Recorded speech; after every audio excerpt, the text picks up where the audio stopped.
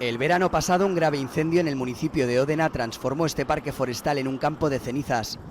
Un año más tarde se ha convertido en el Bosque de las Cruces, un terreno de casi 6 hectáreas con 1.293 cruces, tantas como hectáreas quemadas se quemaron el año pasado. Ver el paisaje completamente desolado empujó a este bombero de Barcelona a levantar un cementerio de cruces con un claro objetivo: concienciar de lo importante que es cuidar de nuestros bosques, sobre todo con la llegada del verano, cuando aumenta el riesgo de incendios.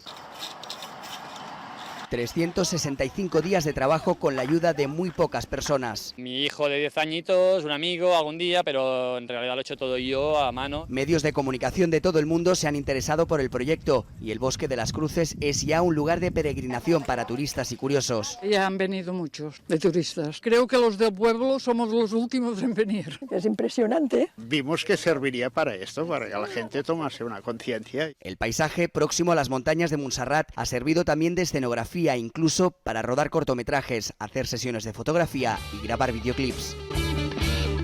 Mientras tanto, y hasta que la propia naturaleza no se fusione con las cruces, este bosque del interior de la provincia de Barcelona seguirá manteniendo el duelo.